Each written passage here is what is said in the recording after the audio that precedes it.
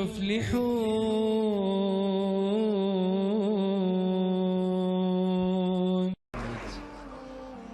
Farzana Mullah. My question is, with regard to the evolution of Homo sapiens, you have Charles Darwin in Science giving an explanation that it's because of the process of natural selection that the human beings have evolved. Now this seems to be in contradiction with the Islamic belief that we are the children of Adam alayhi salam. Now how can this be reconciled? This is a very important question. No lecture of mine on this topic of Quran modern science is complete without this question. I've given this talk in various places, in Canada, in USA, in UK, in Saudi. Never is this topic complete, never is the question answer complete without this important question of theory of evolution. Charles Darwin. Sister posed the question, how can you reconcile the Quran with Darwin's theory of evolution? Sister, I have not come across any book which says fact of evolution. All the books say theory of evolution. There is no book I have come across saying fact of evolution. If you read the book by Charles Darwin, The Origin of Species, it says that Charles Darwin went on an island by the name of Calotropis on a ship named as HMS Beagle. And there he found birds pecking at niches. Depending upon the ecological niches they pecked, the beaks kept on becoming long and short. This observation was made in the same species, not in different species. Charles Darwin wrote a letter to his friend Thomas Thompson in 1861 saying, I do not believe in natural selection, the word that you used.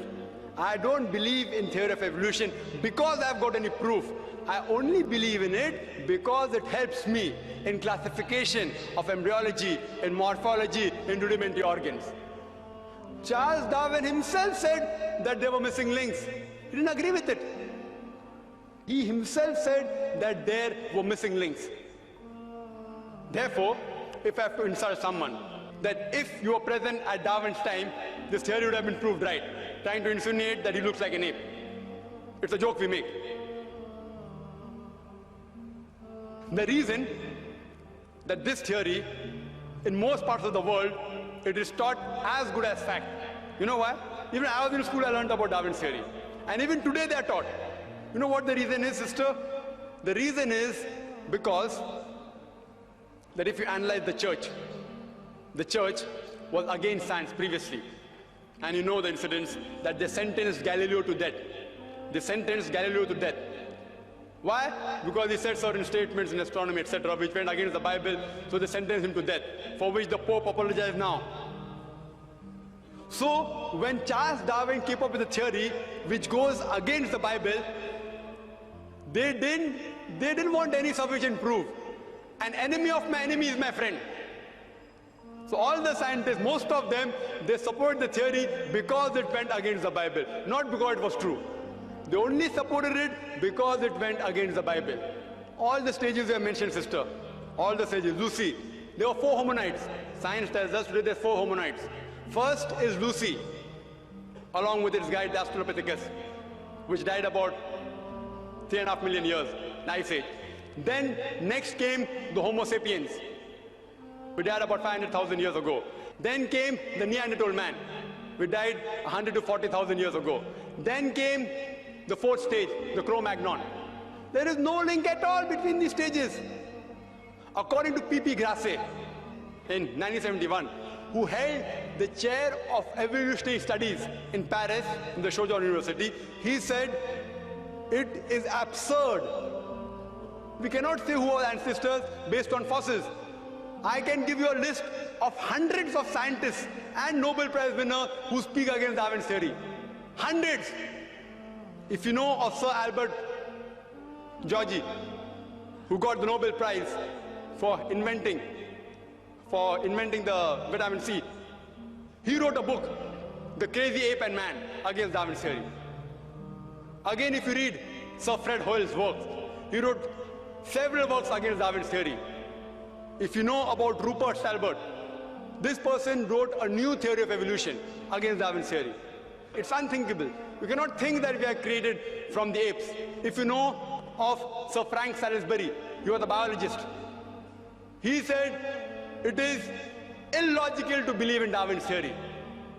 If you know about white meat, Sir Whitemeat, he wrote a book against Darwin's theory. He was also a biologist. Several, you can give a list of hundreds. Today it is taught in the schools. Why? I told you.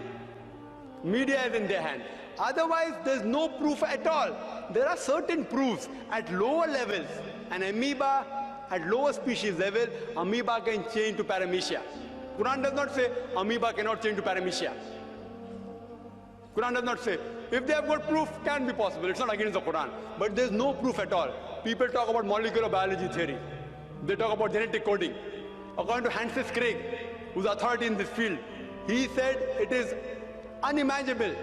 Again, if you do that ratio, the probability of one DNA forming from ape to human being is again 0. If I start calculating, I think we'll get bored again. You know the calculation I told you for one protein molecule? It is somewhat similar from one DNA. It is not possible at all. You know, there's a theory recently that homosexuality is genetic. And when I read in the Times of India, I thought, surely, the moment I attend the next lecture on Sunday in IRF, I'll be asked this question. If homosexuality is genetic, how can Allah blame us? Quran speaks against homosexuality. And I said that, see, this is a theory. Wait till it gets established. It's a theory, don't comment on that. Within the matter of span of this few months, it was proved to be illogical. And the person who propounded this theory that homosexuality is genetic himself was an homosexual. Therefore I said, I'm going to give my talk on scientific facts, not on theories and assumptions. Darwin's theory has not been proven. We have not been created from ape. There are hundreds of scientists who speak against that, and Quran speaks against that also. Quran says the first man was Adam, peace be upon him. Inshallah, they'll discover it 100 years afterwards, or maybe 1,000 years afterwards.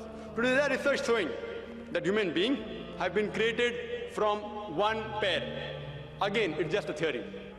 It supports the Quranic verse that human beings have been created from one pair, male and female. It's just a theory, therefore I don't quote that in my talk. Inshallah, it will be established 50 years afterwards or 100 years afterwards. Then we'll know that Quran conciliates with this part. So far, it's not conflicting. It's not conflicting with established science at all. Hope that answers the question.